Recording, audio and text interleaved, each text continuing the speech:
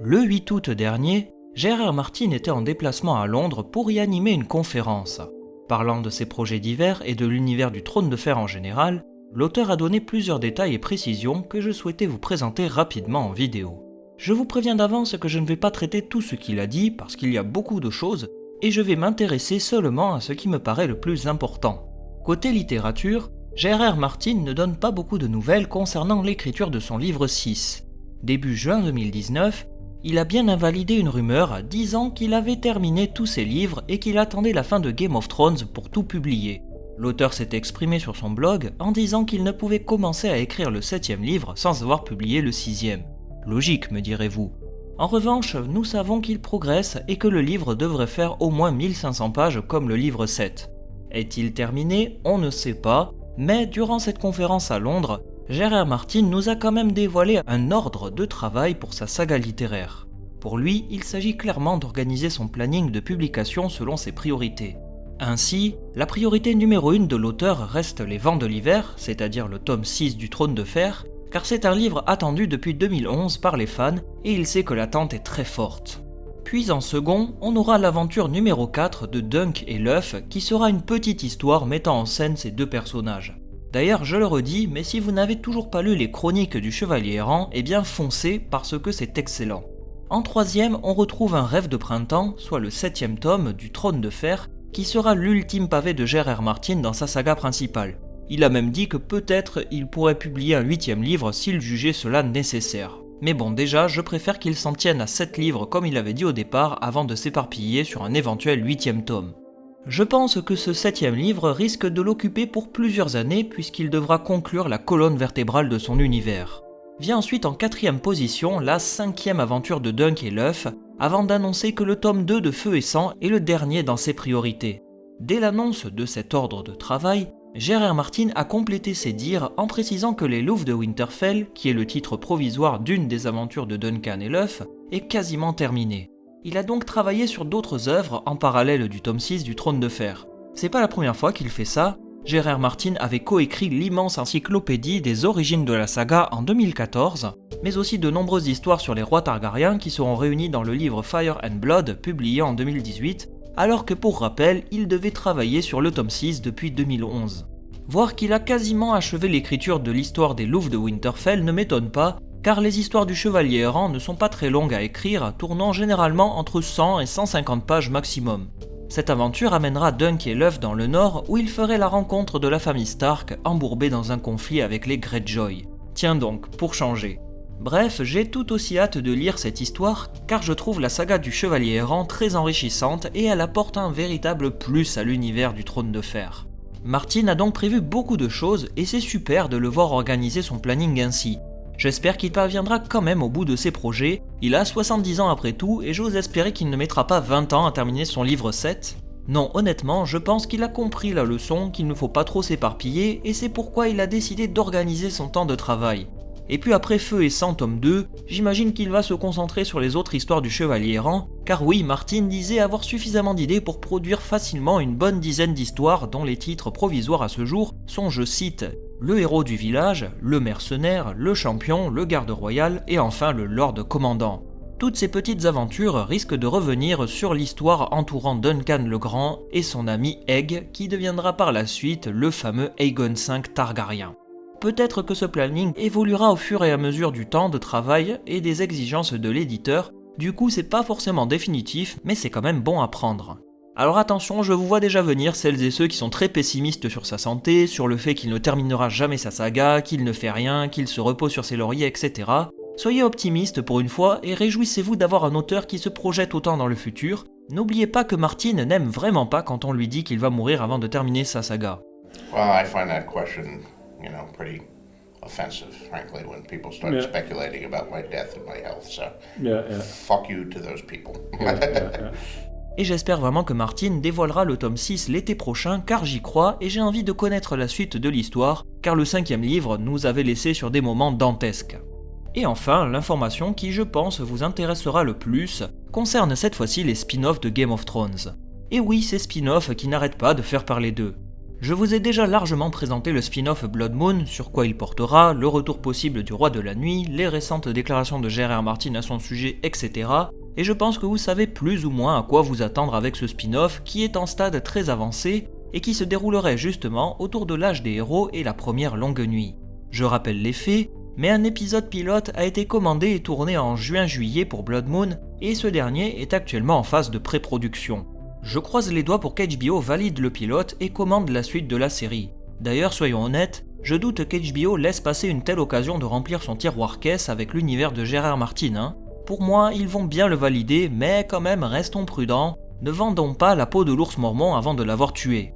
Dernièrement, je vous ai présenté en vidéo un autre projet de spin-off un peu plus secret cette fois-ci parce qu'il ne donne plus de nouvelles depuis un an, Empire of Ash. Déjà, je tenais à vous remercier pour l'accueil de cette vidéo, car vous étiez très emballés par cette dernière, en plus d'être une majorité à souhaiter voir ce spin-off débarquer sur nos écrans plutôt que Blood Moon. Pour rappel, pour celles et ceux qui n'ont pas vu la vidéo, Empire of Ash s'intéresserait à l'empire de Valyria juste avant le terrible fléau de Valyria qui vit disparaître cet empire légendaire. Et enfin, vous savez aussi qu'en parallèle de ces spin-offs potentiels, il existe également 2 autres spin-offs en préparation qui sont quant à eux encore au stade de l'écriture. J.R.R. Martin s'est exprimé en juin 2019 pour dire que ces 2 projets avançaient plutôt bien et qu'il nous faudrait nous procurer des exemplaires de Fire and Blood pour théoriser sur leur thème. Du coup, est-ce que c'était une information utile ou simplement un moyen de vendre plus de livres? On ne saura qu'une fois que ces 2 projets seront à un stade bien plus avancé. Et justement, peut-être qu'ils sont plus avancés, J.R.R. Martin a déclaré durant cette conférence, je cite, « Nous avons 2 pilotes en développement actif, on pourrait avoir plus de séries sur Westeros dans le futur. » Alors du coup, est-ce un abus de langage quand il parle de pilote parce qu'il voulait peut-être simplement parler de série au sens large, ou bien est-ce qu'il parle vraiment d'un pilote au sens propre, c'est-à-dire un épisode 0 destiné à dévoiler le potentiel de la série à des producteurs? Là, c'est tout un mystère. Perso, je pense que les 2 spin-offs en sont toujours au stade de l'écriture, car sinon, on aurait eu vent que les pilotes aient été commandés. Toujours est-il que Martin nous avait bien dit de nous procurer des exemplaires de Fire and Blood, livre qui part de la conquête d'Aegon jusqu'à la fin de la régence d'Aegon III. On a même les 2 premières pages du livre qui parlent rapidement du fléau de Valyria avec Daenerys la rêveuse, qui fuit avec son père Aenar Targaryen sur Père Dragon. Du coup, le spectre des possibilités en termes d'adaptation est très large, même si pour moi, 2 événements sont les mieux adaptables en série. Déjà la conquête d'Aegon, forcément, qui est le moment majeur de l'histoire de Westeros, puisqu'elle voit les anciens rois des 7 couronnes disparaître au profit du roi Targaryen, accompagné de la création de Port-Réal, du trône de fer, de la main du roi, etc. On verrait tout ce qui se passe en premier lieu, comment Aegon a construit le royaume en massacrant ou en usant de pression pour faire plier les rois à sa volonté, on verrait l'immense Balerion la Terreur Noire, les sœurs d'Aegon, Rhaenys et Visenya. Bref, je pense que vous êtes la grande majorité à désirer cette période comme adaptation en série. Et enfin, le deuxième moment le mieux adaptable en spin-off pour moi, c'est bien entendu la danse des dragons. Cela nous permettrait de voir la guerre civile la plus meurtrière du royaume, mettant en scène plus de 20 dragons, des complots, des trahisons, opposant le camp des Noirs et des Verts des Targaryens, autour duquel gravitent les familles nobles de Westeros, des immenses batailles, des retournements de situation, bref, tout ce qui ferait le charme d'une série Game of Thronesque.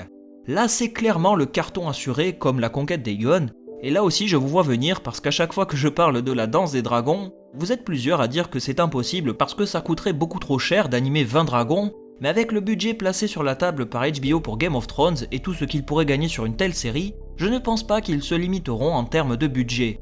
Francesca Orsi, vice-présidente d'HBO, déclarait d'ailleurs en mars 2018, je cite, « Ce serait un crime industriel pour notre entreprise de ne pas continuer la franchise.